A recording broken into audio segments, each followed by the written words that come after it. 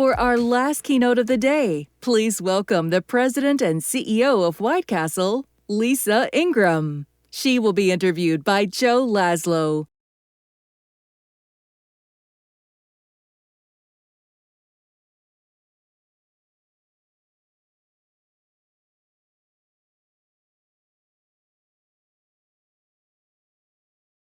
Good afternoon. I'm doing great. How are you? I'm doing great. Thank you so much for being here. I'm a little starstruck. I don't know. It's funny. I talk to a lot of people on this stage, but I don't know. Your brand is just such an iconic brand, and so thanks for being here with us. And I also kind of not to start by buttering you up, but I love the way you talk, the way White Castle's lingo works. I love the way you talk about Cravers. Yes. Right? Because so many of us talk about consumers, and consumers kind of always evokes an image in my mind of some passive person, like the people in WALL-E that just kind of sit back and eat things. A craver is active. A craver goes out there and gets what they want, and I love that that's the way you think about your customers. Absolutely, yes. We love our cravers. So our audience is a bunch of grocery experts, so they probably actually do know that White Castle products are available as CPG products in grocery stores, but they may not know why. And so maybe the way to kick off this conversation is to talk about the origin story. How did you end up deciding that White Castle was a product that should be in grocery? Great.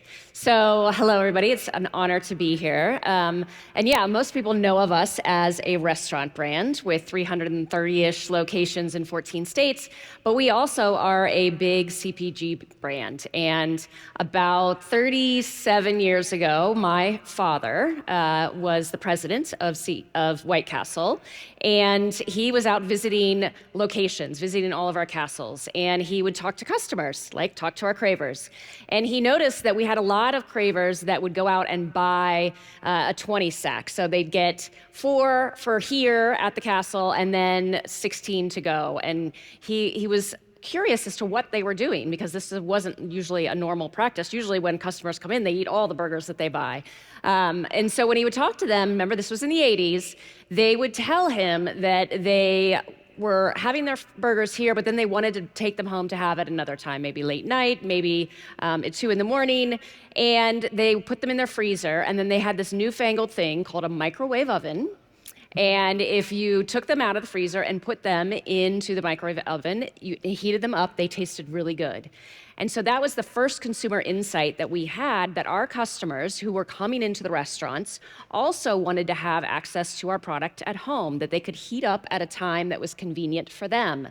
And so he went out and talked to a bunch of food manufacturers to try to help us figure out how we could make this product and get it out to retailers across the country. And honestly, the food manufacturers thought he was crazy. I probably would have too, to be honest. Right. I mean, they didn't think that customers will want to buy restaurant products in grocery store aisles. And fast forward to today, and there's so many restaurant brands that are in grocery store aisles. So he was really very innovative in that totally space. A pioneer there too. And, yes. And it's something like a quarter of your total sales right now. It is, from yes. grocery aisles. So it's not just like an afterthought or a nice to have. How do you think about growth of that line of business? Are you kind of happy with the trajectory it's on? Are you looking to goose it and make it grow even faster? Yeah, so we've been in this business for about 37 years, and it continues to be a good growth engine for us. And we want to continue to provide our consumers, our cravers, with their sliders whenever and wherever they want them. And so we are leaning into innovation. We just recently introduced our new double cheese slider, which is one of my personal favorites. And so we continue to find ways to grow the brand. It's nice when you're the boss. You can influence what the product maybe just a little. roadmap looks like. Maybe just a little, yeah. I'm curious about your footprint in supermarkets. I mean, I guess in your shoes or your dad's shoes, I would kind of have started with where castles were and being in that circumference. Is that true? Is that where you're at today? Yeah, so we have 330-ish locations in 14 states, but our retail product is coast to coast in all 50 states. We are in grocery, we're in mass, we're in convenience, we're in dollar and vending, so all channels. We were talking about backstage, Sam's Club as well, so yes, part of those top-up missions Chris was talking about probably include sliders. Yes, absolutely. Yeah. So we're really proud of that fact and want to continue to expand and grow those relationships. Yeah, 100%. How much overlap, if you're tracking it, is there between in Castle Cravers versus in grocery Cravers? Is there a lot of people who buy you both places, or a lot of people who buy you just in one or the other? So certainly in our restaurant markets, there are lots of overlap. I'm a great example of one of them. I shop at the restaurants, but I also have the retail product in my freezers. But in our markets that we don't have restaurants, that's 65% of our retail customers are actually consumers that are not located in restaurant markets. Just grocery only, huh? Yeah. I wonder if it's like expats, people who grew up in a town with a White Castle and now live far away. Yeah, a lot of it is customers certainly that have grown up on White Castle or that have heard of White Castle, but we have a lot of customers that have never been to a restaurant that still want our retail product. But we have such a great brand that's so well known for high quality products. We make all of our burgers, we make all of our buns, we make all of the retail product. It's 100% beef, high quality product, and so we're known for that. And we like to say, if you have a microwave, you have a White Castle, whether that's if you're in a restaurant market or not. That's really neat. Let's talk about marketing then, in terms of like getting the word out, whether it's about kind of Castle markets or grocery markets. Do you use the same strategy for both product lines, or does your marketing kind of outside of Castle areas differ remarkably? Yeah, so we definitely have different marketing strategies for both restaurant and retail. We do like to say that our customers on both ends have great taste, and we want to continue to build the brand. But when we look at our retail customers, we find that a lot of them are buying it for maybe an after-school snack or a late-night snack. About 30% of our customers are families. I think about 36% are young adults or young couples, and we're seeing a nice growth in the younger demographics as well as we continue to introduce new Cravers to our retail product across the U.S. That's really awesome.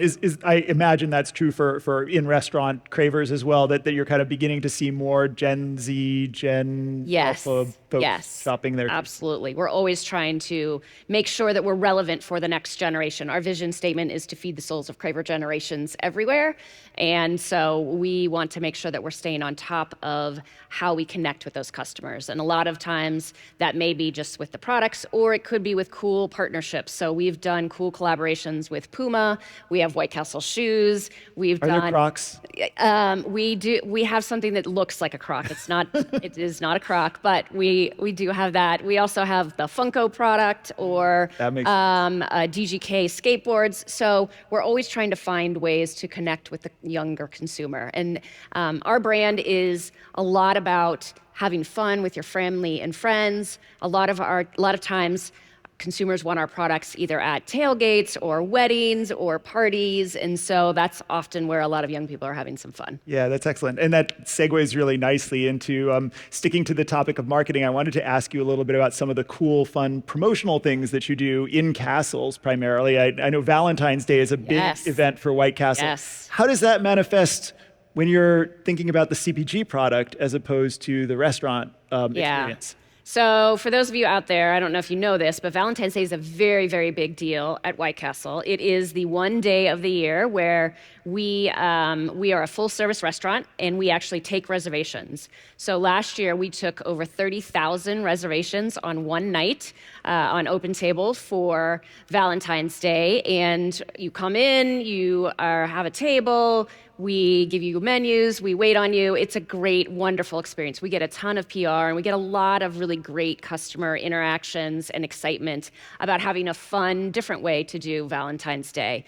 And what we wanted to try to figure out is how do we bring that to our retail customers that may not be in a market where we have an actual physical castle. And so we were able to partner with H-E-B in San Antonio a couple of years ago and set up a pop-up White Castle. You can see a picture of it here. So this was really exciting. We had 2 days of reservations.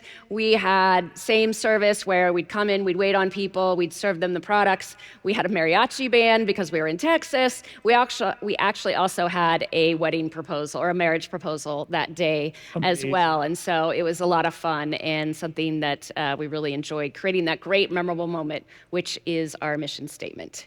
That is super, super fun. I love that you're able to do that. I feel like every other HEB is probably jealous of the San Antonio Right, location. yes. But, It definitely just did draw a lot of attention. that's great. I love Valentine's Day, but I also love Halloween, and that's obviously closer. We're in October already. Yes. Anything you've got planned for that holiday this year? Yeah, so this year we are doing a cool, fun Halloween package. You can see it there for our jalapeno slider. So this is a 16-count jalapeno slider. It's a really great slider. If you haven't tried it, definitely pick it up. It's one of my husband and my father's favorite sliders. Very nice.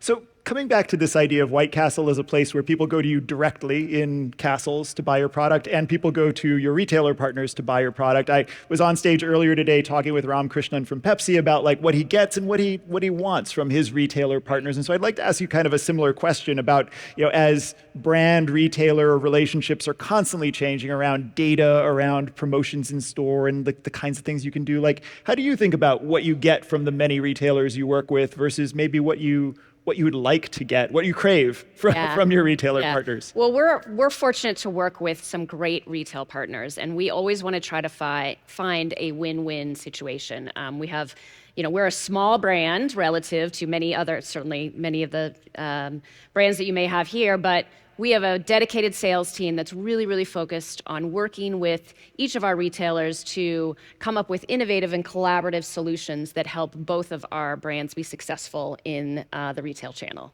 Yeah, very good. I want to shift gears and talk a little bit about loyalty. That's another hot topic, I think, at Groceryshop this year. Do you think about the loyalty of your grocery customers, your grocery cravers, different from the loyalty of your Castle cravers? Well, we think that both of our customers, both of our cravers have great taste. But we try to make sure that they're as integrated as possible.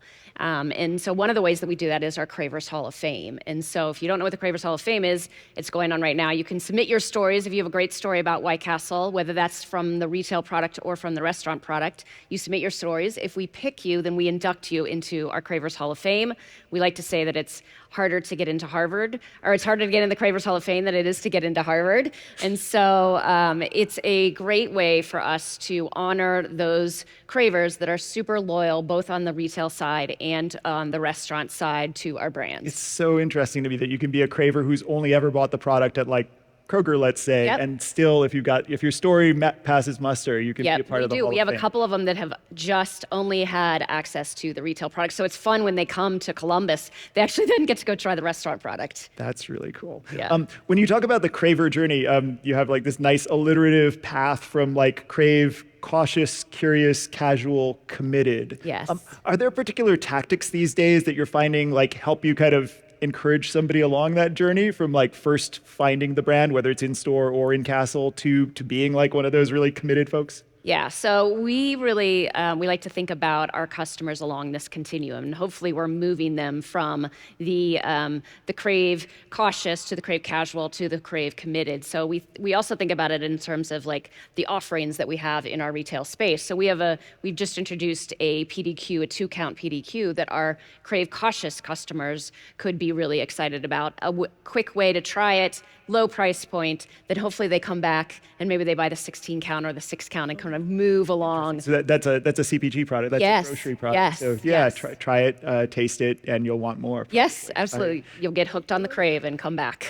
Like a lot of companies, you guys just relaunched your formal rewards program, the Craver Nation Rewards program. Yep. What's changed, and what makes you excited about the capabilities that you're unlocking there? Yeah, so our loyalty program is really focused around our cravers and what we call memorable moments. Our vision is to feed the souls of craver generations everywhere. That's the stories that people have about White Castle and the great adventures that they go on to get White Castle.